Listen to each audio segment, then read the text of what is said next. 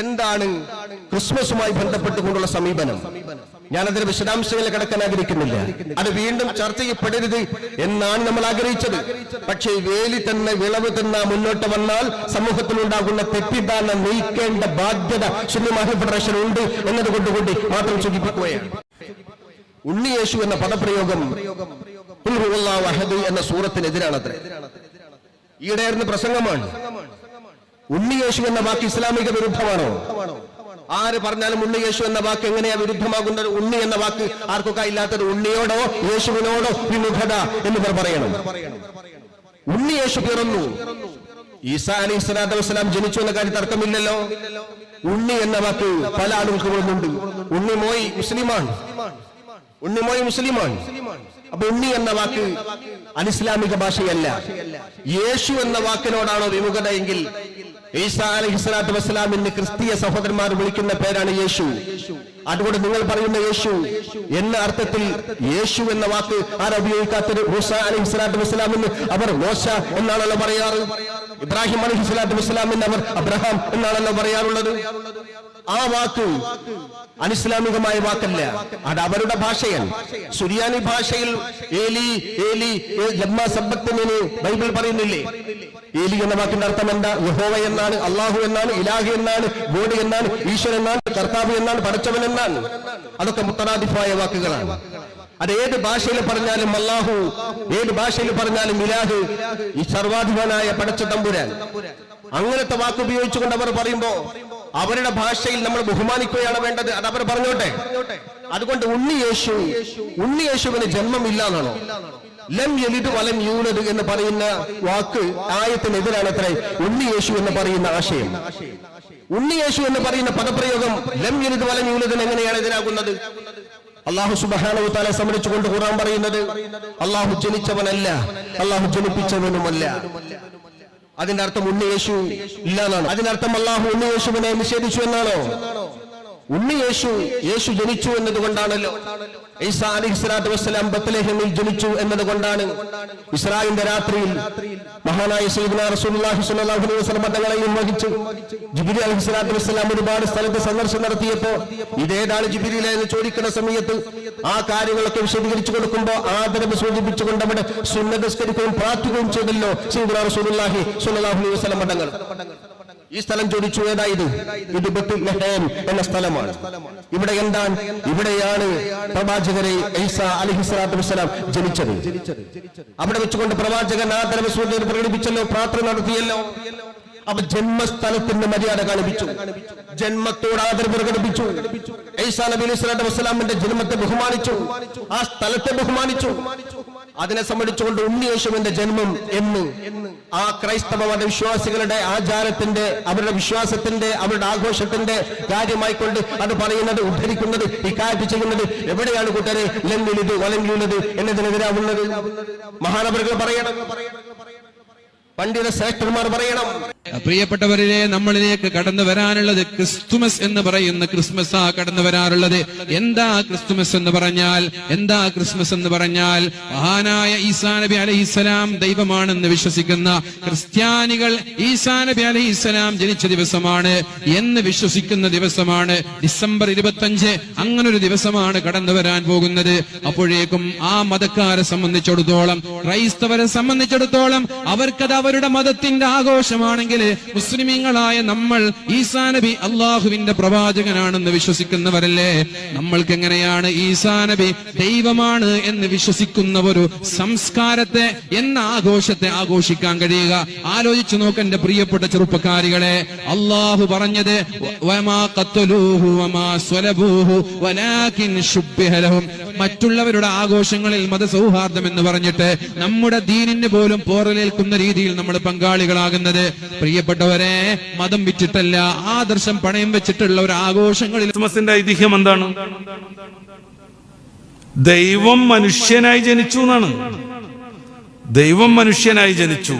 എല്ലാവരുടെയും ജന്മപാപം സ്വയം ഏറ്റെടുത്ത് കാൽവറി കുരിശിൽ മരണപ്പെടാൻ വേണ്ടി ദൈവം മനുഷ്യനായി ജനിച്ചു എന്നാണ്.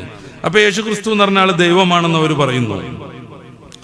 അത് എങ്ങനെ ദൈവമാവാന്നുള്ള ചർച്ചക്കൊന്നും ഈ വേദിയിൽ പ്രസക്തിയില്ല. അദ്ദേഹം ജനിക്കുന്നതിന്റെ മുമ്പേ ലോകത്തെ പരിപാലിച്ചത് ആരാണ് എന്ന ചോദ്യത്തിനും വലിയ അർത്ഥമൊന്നുമില്ല. എല്ലാവരുടെയും പാപം പേറി കാൽവറി കുരിശിൽ മരിക്കാനായിരുന്നു അദ്ദേഹം വന്നതെങ്കിൽ പിലാത്തോസിന്റെ പട്ടാളം പിടിച്ച് കുരിശ് തറക്കാൻ കൊണ്ടുപോകുമ്പോൾ കഠിനമായി അതിൽ നിന്ന് രക്ഷപ്പെടാൻ അദ്ദേഹം ശ്രമിച്ചത് എന്തിനാന്നുള്ള ചോദ്യത്തിനും പ്രത്യേകിച്ച് പ്രസക്തിയൊന്നുമില്ല. എന്തിനാണ് കുരിശിൽ കയറിയിട്ട് പോലും എലോഹി എലോഹി ലമ്മാ ശബക്താനി, ദൈവമേ ദൈവമേ നീ എന്നെ കൈവിട്ടത് എന്തിന് എന്ന് ചോദിച്ചത്? അതും നമ്മൾ അന്വേഷിക്കണേന് ഈ വേദിയിൽ പ്രസക്തിയില്ല. അവര് വിശ്വസിക്കുന്നത് നമുക്ക് തൽക്കാലം പരിഗണിക്കാം. ദൈവം മനുഷ്യനായി ജനിക്കുന്നു. എന്തിന്? എല്ലാവരുടെയും പാപം പേറി കുരിശിൽ മരിക്കാൻ വേണ്ടി ദൈവം ജനിക്കുക, അത് ഇസ്ലാമിന് യോജിക്കാൻ പറ്റൂല. ലം യലിദ് വലം യൂലദ് വലം യകുൽ ലഹു കുഫുവൻ അഹദ്. അവൻ ജനിച്ചിട്ടില്ല, ജനിപ്പിക്കണല്ല, അവന് തുല്യമായി ആരുമില്ല. ലൈസ കമിസ്ലിഹി ഷൈഉൻ, സൂറത്ത് ശൂറയുടെ 11-ാമത്തെ വചനം. ദൈവത്തിന്, ഇലാഹിന്, അല്ലാഹുവിന് തുല്യമായി ഒരാളുമേ ഇല്ല, ഒരു വസ്തുവേ ഇല്ല. അപ്പൊ ഇത് പുൽക്കൂട്ടിൽ ജനിച്ചു എന്നാണ്. അന്നത്തെ ചരിത്രമൊക്കെ വിശദീകരിക്കാൻ സമയം കുറെ വേണ്ടി വരും. പുൽക്കൂട്ടിൽ ജനിച്ചു. എല്ലാവരും ഒരു കനേഷുകുമാരിക്ക് പ്രഖ്യാപിച്ചു. അന്നത്തെ രാജാവ് എല്ലാ ആളുകളും ഇവിടെ എത്തിച്ചേരണം എന്ന് പറഞ്ഞു. ഈ ജോസഫും മറിയും എത്തിച്ചേർന്നപ്പോഴേക്ക് നന്നായിട്ട് രാത്രിയായിരുന്നു, കനേഷുമാരിയൊക്കെ കഴിഞ്ഞിരുന്നു. അപ്പൊ അവര് പശുക്കളും ഒക്കെ താമസിക്കുന്ന ഒരു സ്ഥലത്ത് പോയിട്ട് പുൽക്കൂട്ടിൽ നേരം വെളുക്കോളം താമസിക്കാൻ തീരുമാനിച്ചു. അതിനിടക്ക് പുൽക്കൂട്ടിൽ ഉണ്ണിയേശു പിറന്നു എന്നാണ് വിശ്വാസം.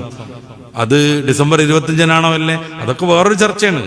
പല ചർച്ചുകളും പല സഭകളും ഡിസംബർ 25-നല്ല എന്ന് പറയുന്നുണ്ട്. അതുകൊണ്ട് തന്നെ യൂറോപ്പിലൊക്കെ പല സഭകളും ഡിസംബർ 25-നല്ല, ഏപ്രിൽ മാസത്തിലാണ് ക്രിസ്തുമസ് ആഘോഷിക്കല്. അതൊക്കെ മറ്റൊരു ചർച്ച, അവരുടെ ഇടയിലുള്ള അഭ്യന്തരമായ അഭിപ്രായ വ്യത്യാസങ്ങൾ. ദൈവം മനുഷ്യന്റെ പാപം ഏറ്റെടുക്കാൻ വേണ്ടി ബത്ലഹേമിൽ ജനിച്ചു എന്ന വിശ്വാസം, അത് ഇസ്ലാമിന് അംഗീകരിക്കാൻ പറ്റൂല. ദൈവം ജനിക്കൂല. അതോടൊപ്പം ദൈവം ജനിക്കുമ്പോ ആ ദൈവം എവിടെ ജനിച്ചു എന്നുള്ളത് കാണിക്കാൻ വേണ്ടി ഒരു നക്ഷത്രം ഉദിച്ചു. ഈ നക്ഷത്രം ആട്ടിടയന്മാർക്ക് വഴികാട്ടിയായി ഈ പുൽക്കൂടിലേക്ക്. ഇതിന്റെ ഓർമ്മയ്ക്ക് വേണ്ടി സ്റ്റാർ വെക്കുമ്പോ അവരുടേതായ രീതിയിൽ സ്റ്റാർ വെക്കലും അവരുടെ ആഘോഷവും നടത്തുമ്പോ നമ്മളെ കൊണ്ട് അവർക്കൊരു എതിർപ്പും ഇല്ലാതിരിക്കുക എന്നതിനപ്പുറം ഈ വിശ്വാസത്തെ പ്രതിനിധീകരിക്കുന്ന സ്റ്റാർ തൂക്കുക എന്ന് പറയുമ്പോഴേക്ക് അത് മതപരമായി അസാംഗത്യമാകുന്നു. പക്ഷെ 2-3 ദിവസം ക്രിസ്തുമസ് ആഘോഷമായിരിക്കും. അതിന് പുൽക്കൂട് നിർമ്മിക്കാൻ വേണ്ടി കുട്ടികളെ കൊണ്ട് പുല്ലുകൊണ്ടിരിപ്പിക്കും. വീട്ടിൽ കുട്ടികൾ കളിച്ചുകൊണ്ടിരിക്കുന്ന പശുവിന്റെയും മാടിന്റെയും ഒക്കെ ഈ ചെറിയ പ്രതിമകൾ, രൂപങ്ങൾ കുട്ടികളോട് കൊണ്ടുവരാൻ പറയും. ഉണ്ണിയേശുവിനെ സൃഷ്ടിക്കും. എന്നിട്ട് ഉണ്ണിയേശുവിന്റെ കഥ പറഞ്ഞു കൊടുക്കും. അത്യുന്നതങ്ങളിൽ ദൈവത്തിന്റെ മഹത്വം, ഭൂമിയിൽ സന്മനസ്സുള്ളവർക്ക് സമാധാനം എന്ന് പറഞ്ഞിട്ട് പാട്ട് പാടിക്കൊണ്ടിരിക്കും. ഇങ്ങനെ ഒരു പാട്ട് പാടിയിട്ടുണ്ടോ എന്നതിൽ ബൈബിൾ പണ്ഡിതന്മാർ ശക്തമായ വിയോജിപ്പ് രേഖപ്പെടുത്തുന്നുണ്ട്. ഫാദർ ബെഞ്ചമിൻ കൽധാനി അത് തുറന്നെഴുതിയിട്ടുണ്ട്. അതൊക്കെ മറ്റൊരു വശം. ഇതൊരു മതതാരതമ്യ വേദിയല്ലല്ലോ, അതുകൊണ്ട് അത് പറയേണ്ട കാര്യമില്ല എന്ന് എനിക്ക് തോന്നുന്നു.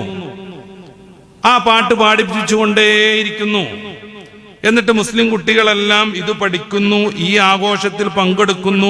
ദൈവം മനുഷ്യനായി ജനിച്ച ഉണ്ണിയേശുവിനെ സ്നേഹിച്ചുകൊണ്ടും ആരാധിച്ചുകൊണ്ടും ആ ആദർശം പഠിച്ചുകൊണ്ടും വിനയാന്വിതം ഈ പുൽക്കൂടിന് മുന്നിൽ നിൽക്കുന്നു.